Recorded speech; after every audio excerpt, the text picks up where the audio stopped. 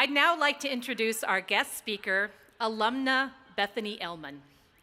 Dr. Ehlmann graduated from Arts and Sciences in 2004 with majors in Earth and Planetary Sciences and Environmental Studies.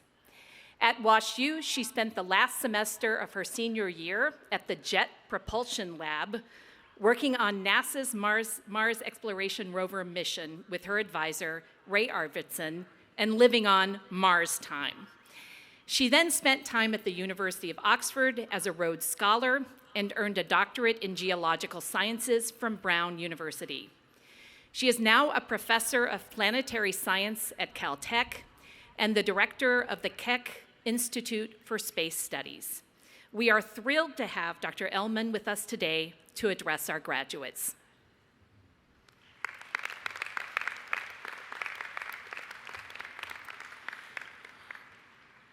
WashU was my launch pad for a dream career where I get to think about the cosmos and our place in it at vast scales and through deep time.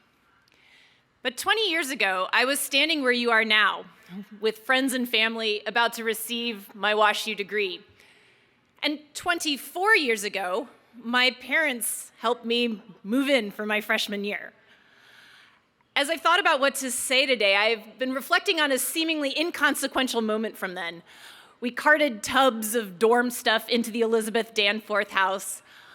On the way in, the welcome staff handed me a dark green college t-shirt with white print. Printed on the front, William Greenleaf Eliot Residential College. Printed on the back, a quote. "Never doubt that a small group of thoughtful, committed citizens can change the world.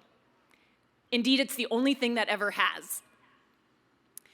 This is a quote from Margaret Mead, anthropologist. Changing the world sounds kind of audacious, maybe even a little narcissistic. Can our impact, just as thoughtful, committed citizens, in fact be that large? You know, I've thought a surprising amount about that t-shirt, that free t-shirt, and its hypothesis, and I do believe that it's true. You are sitting in the audience today, us on the podium. We have the power to make changes for our place in this world, whether for good or for ill. So how is it that we go out into the world and are forces for good? I'll share 4 suggestions from my time at WashU and beyond. The first is to make change to create, not destroy. I was and I am naturally critical, drawn to identify flaws in arguments, problems with the world, convinced I can do better.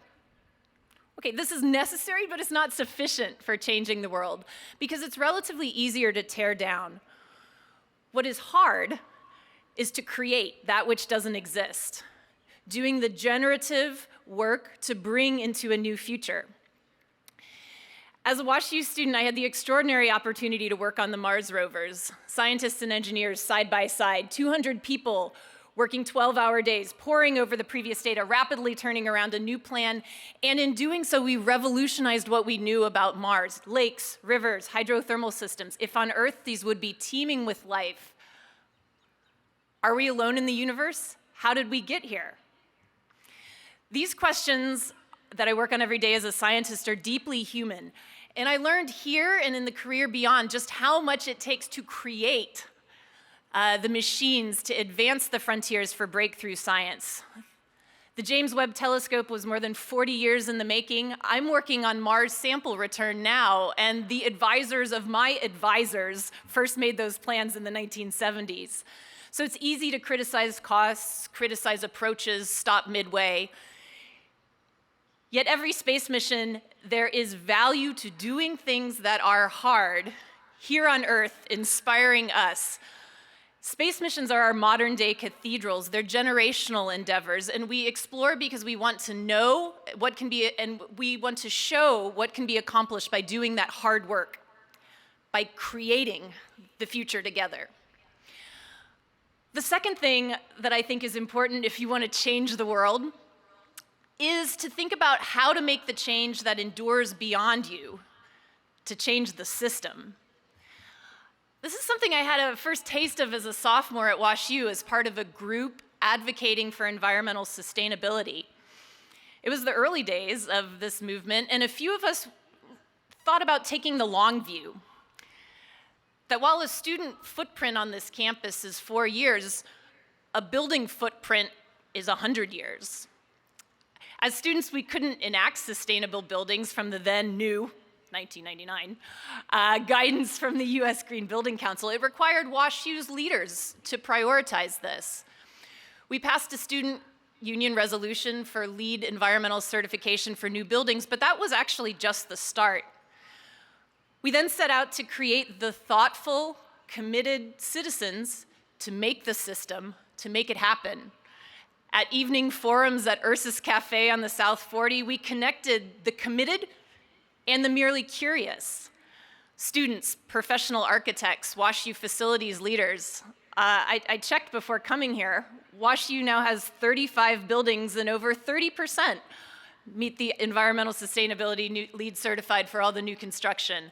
So that enduring future came to be because talented, caring individuals came together to create the community, to create the shared understanding, and decide that this should be the future. So advocate outward, upward, grow the number of committed folks to include those in power and change the system. The third is technology.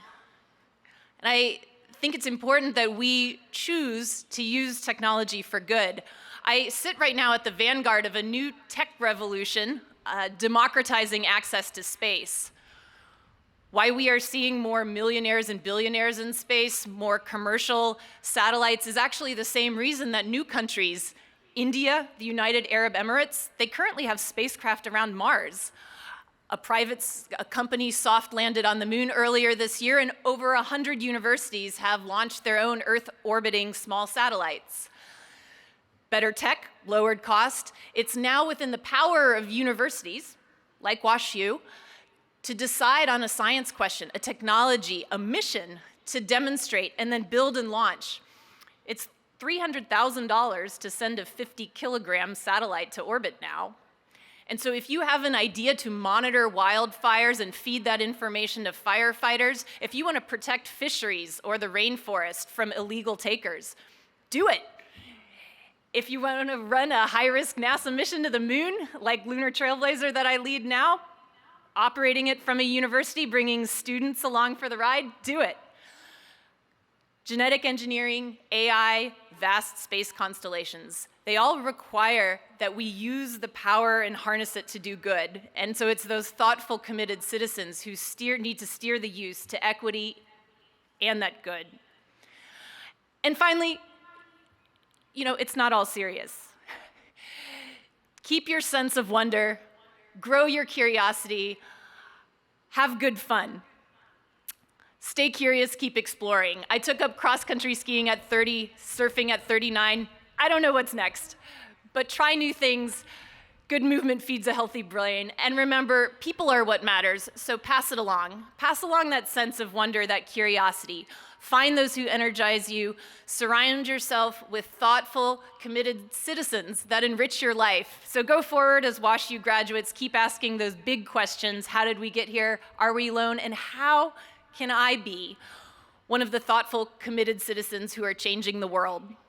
Thank you.